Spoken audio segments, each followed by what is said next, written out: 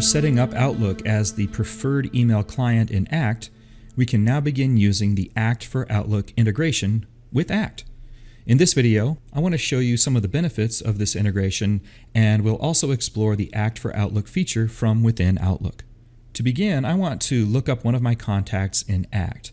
I've been preparing for a meeting with a prospective client, Phoenix Ale Brewery, and I've been communicating back and forth with Marge Oasis, the contact that I'm going to meet at the company.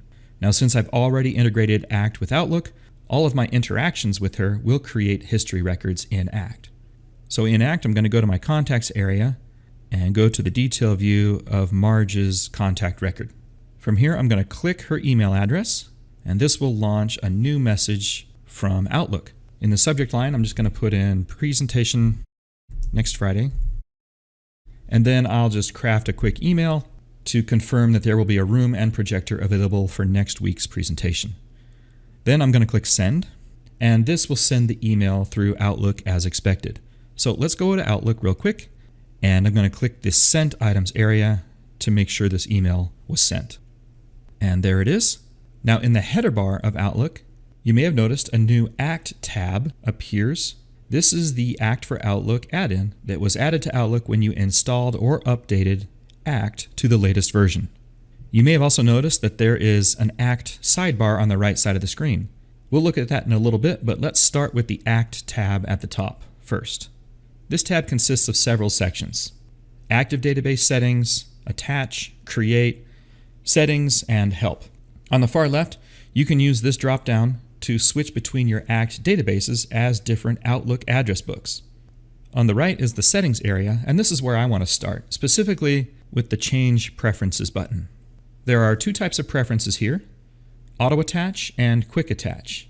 Auto Attach happens, you guessed it, automatically when you send and receive emails with people who are already contacts in your ACT database. So here you just need to decide what type of history gets created when you send and when you receive emails. I'm going to choose Email as Attachment for both of these areas. The Quick Attach section lets you manually attach emails that you receive as history records to ACT contacts who are associated with the email. In this list, I'm going to choose the person who sent the email to me as the contact who will have the email attached as a history record. Once I'm finished with this, I'll click Save. And next, let's look at the Attach area of the ACT tab.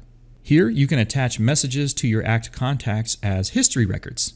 You can choose to attach to contacts, to attach this email to multiple contacts in your database, or you can click Quick Attach to bypass those options and go with the settings that you chose earlier in the Change Preferences area.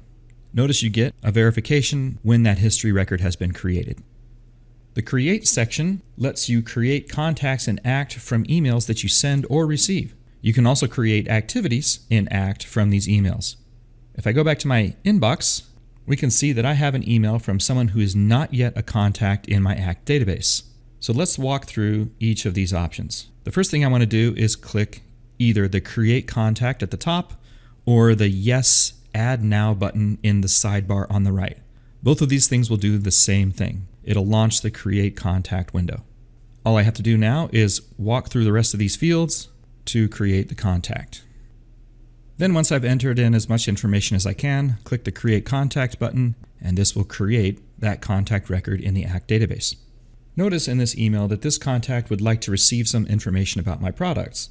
So I want to do two things here. I want to create a to-do activity to send him a catalog, and then I want to create an initial call activity just to follow up. So while this email is still selected, I'm going to click Create Activity in the ACT tab at the top, and then I'm going to create a to-do activity for today, and I'm just going to say Send Catalog. Notice that it copies the body of the email into my details area for my reference later.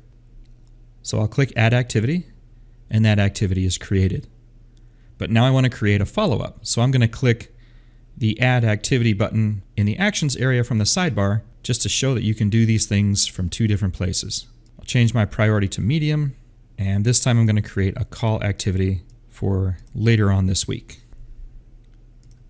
When I click OK, that activity gets created in my ACT database. Now I want to go back to ACT just to make sure that all of these records have been created. So first of all, I'm going to look up Marge's record, and I'm going to go to her History tab.